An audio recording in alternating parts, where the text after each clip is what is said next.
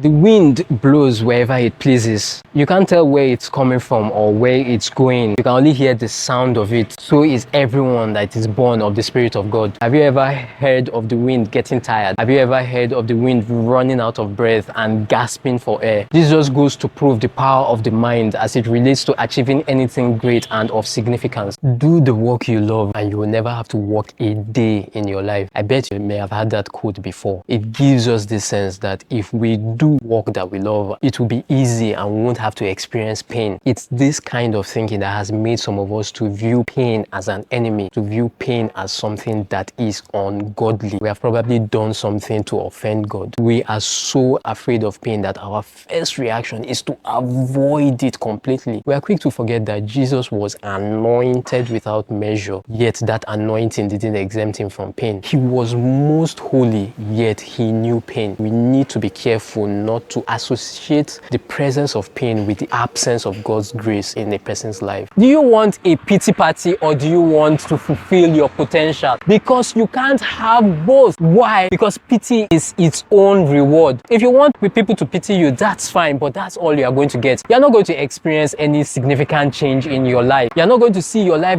go to a whole new level where you are becoming the very best version of yourself. For us to achieve anything great and significant, we must be able to harness that power, the power of the mind. While moments ago I'm saying to myself, I can't continue, I'm tired, I need to stop and catch my breath, the very next moment, fresh energy is moving through my entire body, giving me the strength to continue and to go on. Why? Because of the change in information in my mind, the change in focus in my mind. Did my body change? Did my circumstances change? Did I have more money in my bank account? I certainly imagined I did. What actually changed was the information, was the focus that was going on in my mind. To become all that we are created to be, we need to be willing to leave our comfort zones, and with that decision comes pain. Even after we have left our comfort zones, while running the race, we will still experience pain. Many of the times we are just so focused on the now, what we are going through, what is happening to me. Is anybody not seeing me? Why me? Oh, poor me. Nobody can possibly imagine what I'm going through now. Success is achieved through a plan that is 80% psychological and 20% strategic. First and foremost, your mind has to be set. There are three kinds of pain that we fear and will most likely experience on our journeys to becoming all that we are created to be. These are the reasons why we procrastinate and don't take those steps that will move our lives to a whole new level. Number one pain is loss pain. That if we take that step, we'll lose something. We'll lose that relationship. We'll lose enjoying that food that we love to eat. We'll lose the security of a job and lose a steady paycheck. That if we take that step, we'll face the music. But rather than focus on loss, let's focus on gain. That if we take that step and face the music, one day we'll probably lead the choir. And rather than say, what will I eat if I take that step today? Let's rephrase it as, what will probably eat me up tomorrow if I don't take that step today? This meme a while back, it said, in the 80s, a problem shared is a problem solved. In the 90s, a problem shared is a problem half solved. Now, a problem shared and the other guy will say, bros, if I tell you my own, you go pity me. Which is pidgin for, if I tell you what I'm going through, you will pity me and understand that what you are going through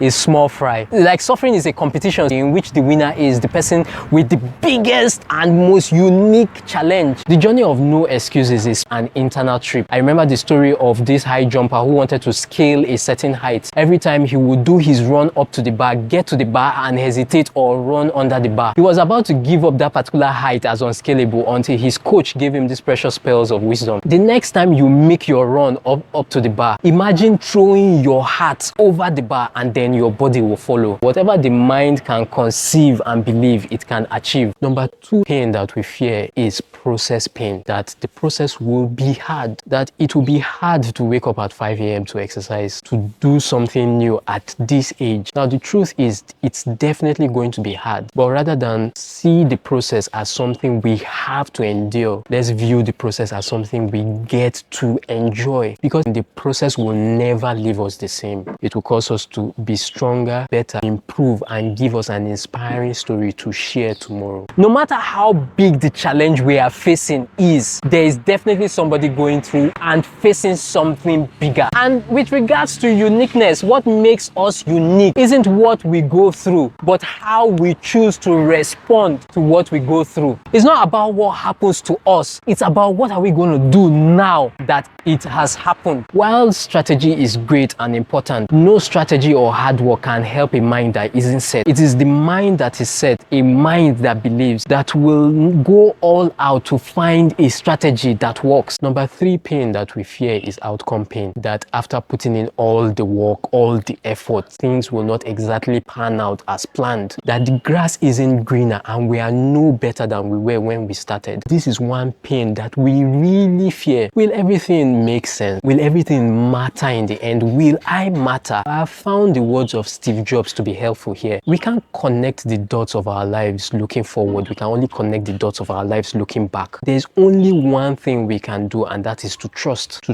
God, that got the process, that somehow the dots will eventually connect, that the puzzle pieces of our lives will eventually come together to form this beautiful and awesome and complete picture. We have the power of choice. We can choose to have a pity party, or we can choose to fulfill our potential. We can choose to be sorry, or we can choose to be strong. The epic fight scene between Morpheus and Neo in the sci-fi movie The Matrix. In the first round of the fight, Morpheus, being the master, beats and floors his protege Neo, played by Keanu Reeves. And just before they begin round 2 of the fight, Morpheus walks up to Neo and asks him, "How did I beat you?" "You are too fast," Neo replies. Morpheus then goes on to pose a very enlightening question. "Do you think my being stronger and faster has anything to do with my muscles in this place?" Neo is on the ground gasping and trying to catch his breath. To disrupt his protege's thinking even further, Morpheus goes on to say, "Do you think that air you are breathing right now?" Immediately Neo gets the message. It's about my mind. It's about what I believe. It's about what I believe I can achieve. It's about what I believe I can be, do, and give. By the time they start the second round of the fight, Neo's strength and speed are totally off the charts. Arnold Schwarzenegger's autobiography, Total Recall, he shared the story of how he broke his leg while on vacation as the governor of California just weeks before the inauguration for his second term. And after undergoing a surgery, he was in so much pain that his wife was already thinking of postponing the inauguration ceremony. That's when he thought about all the US Army guys that were serving in various base camps all around the world, how they would sustain various injuries, get operated on, and the very next moment want to jump right back into battle. That's when he said to himself, "Come on, Arnold, don't be a wimp. You can do this, even if it means you are going to have to crawl on all fours to deliver your speech." Remember that the duller the act, the harder the work. Use your head. The more brains, the less muscle. The pain is not the problem. How we choose to view it, how we choose to respond is this power of choice we can summon at any moment. To live a life of no excuses, exceed limits, break barriers, crush our goals, to become those high performers that God has created us to be, it's helpful to remember that pain isn't the enemy. Our concept of pain is. Rather than spending all our time fighting pain, let's learn to cooperate with it. If we're feeling distressed at this very moment, it's a sign that we need to change something. Our thoughts, routine, lifestyle choices, or probably just take some time off to rest and to renew. Let's do that. It's just like carrying a very powerful weapon, but with weak hands. Not about the muscle, but it's about the mind. Or better put, the very first muscle we need to flex is the muscle of the mind. Do that, and every other muscle in your body and in your environment will follow suit to helping you achieve that goal you want to achieve. What are you feeding your mind? What are you looking at? What are you listening to? Not every piece of news in the media concerns you. The mind is so powerful that we need to guard it. We need to guard our focus so that we can have that attention, strength, and that energy that we need to fulfill our potential and to take our lives to a whole new level. Pain is temporary. That pain that we feel right now will not last forever, but you will. So we must be careful not to make permanent decisions based on temporary situations. To become all that we are created to be, we realize that we are not stuck. We are just inexperienced. We are not in a rut. We just haven't put our perceived issues into context. We haven't lost because we haven't even started. There is only one pain we need to avoid in life, and that's the pain of regret.